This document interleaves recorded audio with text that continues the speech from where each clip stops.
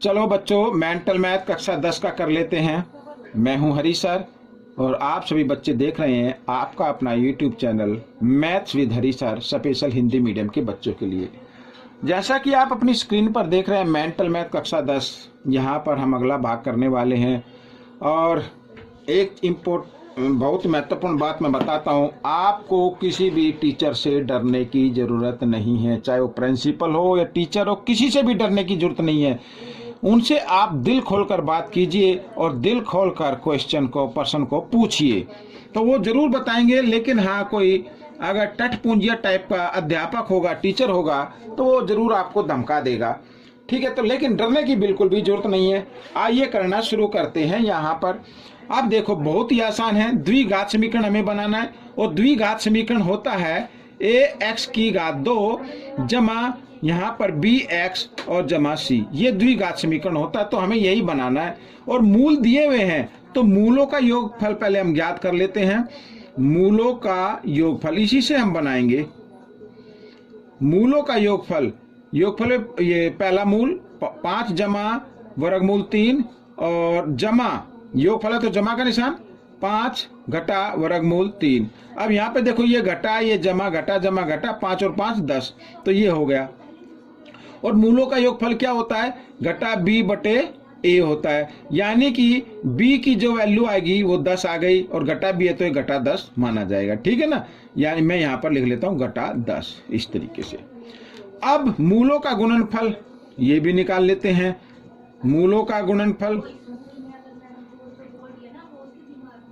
तो मूलों का गुणनफल होता है यहाँ पर, तो इनको गुणा कर देते हैं। अब यहीं पे मैं बताता हूँ, a जमा b और a घटा b तो बराबर होता है a की 2 घटा b की 2। तो a क्या है? 5, तो a की 2 घटा b की 2। तो इस तरीके से, तो 5 को 2 बार गुणा करेंगे 25, और वर्गमूल 3 को 2 बार गुणा करते तो 3 आ जाएगा। ठीक है, 25 में से 3 घटा दीजिए, कितना आएगा? 22। तो ये आ गया बच्चों c बटे a की तो वैल्यू कुछ नहीं आई, तो 1 समझना है। तो यहाँ पर a की जगह 1 लिख दे, या ना भी लिखे तो भी 1 रहता है। तो x की 2, अब b क्या आ रहा है? घटा में आ रहा है, तो घटा 10x और जमा c यानी कि 22। ये आपका द्विघात समीकरण हो गया, यही आपका उत्तर है। आइए करते हैं अगला प्रश्न। अब अगला प्रश्न क्या कहता है? द्विघात समीकरण में x का गुणांक बताना है।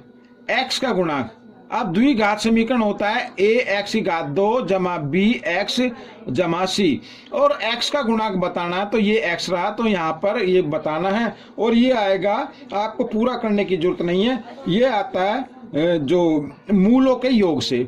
ठीक है ना? तो हम निकाल लेते हैं मूलों का योग। मूलों का योग, भाई b वाला पार्ट मूलों के योग से ही आएगा। तो मूलों का योग क्या होता है? 5 जमा, ये आ गया 5 घटा जमा घटा 1 बराबर 4। ठीक है ना? और ये होता है घटा b बटे a। तो यहाँ पर घटा b की वैल्यू आ गई 4 या b की वैल्यू आ गई घटा 4, ये रखना है। अब x का गुणांक क्या है? घटा 4 है, तो यहाँ पर मैं लिख देता हूँ x का गुणांक घटा 4। ठीक है, ये आपका उत्तर बन गया। बहुत ही आसान है। आइए अगला प्रश्न कर लेते हैं।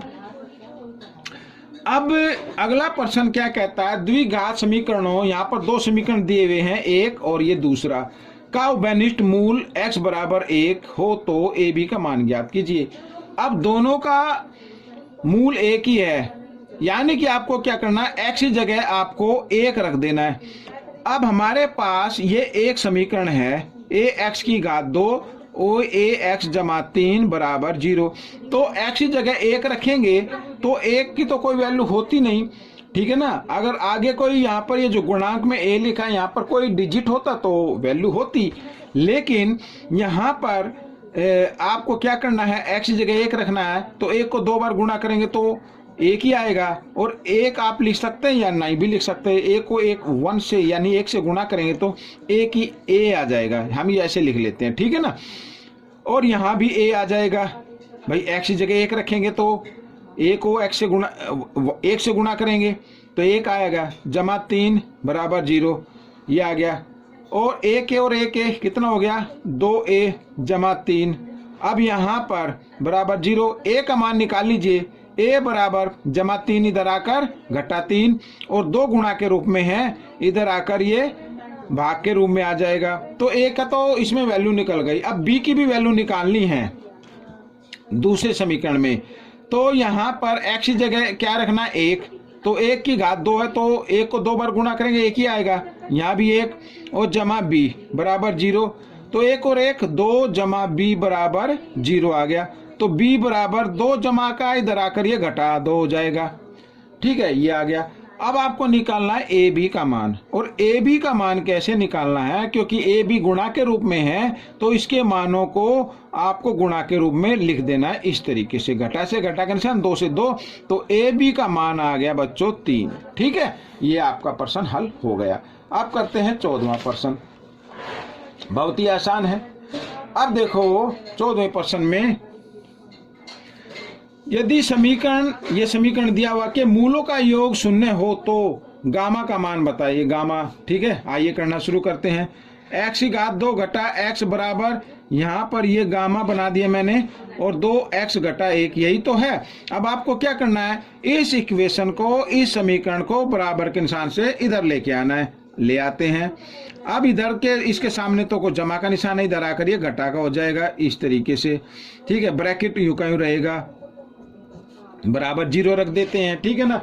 अब इस गामा को ब्रैकेट के साथ गुणा कर दीजिए, x की घात 2 घटा x, और यहाँ पर गुणा करें घटा का आ जाएगा 2x गामा।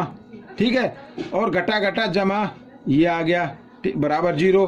अब हमारे पास 4 पद हो गए, 1 2 और 3 और 4। ठीक है, इस तरीके से हो गए। आपको 3 बना लेने हैं, तो आइए इन दोनों को कॉमन ले लेते हैं, इन दोनों को ही कॉमन लेना है आपको। तो इसमें से आपको देखो दोनों में कॉमन क्या है, x है, घटा x आ गया, यहाँ पर बच गया 1, और घटा घटा जमा, यहाँ पे जमा का निशान, x पहले ही आ गया तो 2, ये गामा आ गया। ठीक है, ये इस तरीके से, और जमा ये गामा बराबर 0। तो अब देखो क्या कहता है, मूलों का योगफल, योगफल तो भाई ये यहाँ होता है, ये लिखा 0 हो, आइए इसको 0 के बराबर रख देते हैं, 1 जमा 2 और ये गामा बराबर 0, इस तरीके से। अब गामा की वैल्यू निकालनी है आपको।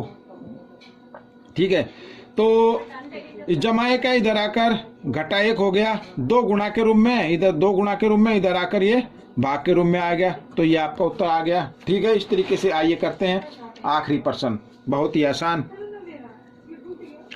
वह द्विघात समीकरण बताइए। द्विघात समीकरण इसमें बताना है बच्चों, हम लिख लेते हैं पहले a x की घात 2 जमा bx जमा c बराबर 0।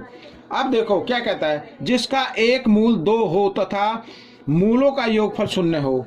अब 1 2 है, 0 कब आएगा, जब दूसरा घटा 2 होगा तभी तो 0 आएगा। तो दूसरा मूल क्या होगा, घटा 2 होगा। ठीक है ना। तो हमें क्या बताना है, अब मूलों का योगफल 0 है, तो यहाँ पर योगफल में तो ये आता है b, भाई मूलों का योगफल मैं इधर लिख लेता हूँ, मूलों का योगफल, मूलों के योगफल में घटा b बटे a आता है, यानी इनको जमा करें तो a आता है, लेकिन यहाँ पर तो 0 दिया हुआ है तो इसको छोड़ दीजिए। अब बचा गुणनफल, तो गुणनफल निकाल लेते हैं, मूलों का गुणनफल,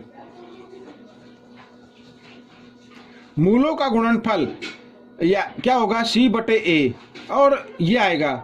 और मूलों का गुणनफल क्या होता है, यहाँ पर नीचे लिखता हूँ 2 गुणा घटा 2, ठीक है, बराबर c बटे a, यही तो होगा। तो 2 दूनी 4 घटा 4 बराबर c, और a कुछ नहीं है तो 1 मान लीजिए। अब यहाँ पर b को लिखने की जरूरत नहीं है क्योंकि ये तो 0 0 को नहीं लिखना है। तो समीकरण आपका बन गया x की घात 2, 1 लिखने की भी जरूरत नहीं है, और जमा इसको लिखने की जरूरत नहीं है, c को लिखना है घटा 4, और अब आप लिख दीजिए इसको फाइनल फॉर्म में, x की घात 2 घटा 4, यानी घटा जमा घटा। तो ये आपका प्रश्न हल हो गया। तो बच्चों ये था आखिरी प्रश्न। आपको कैसा लगा मुझे जरूर बताएं, और इसमें से सीखकर दूसरों को सिखाना है। मिलेंगे अगले भाग में, तब तक के लिए धन्यवाद।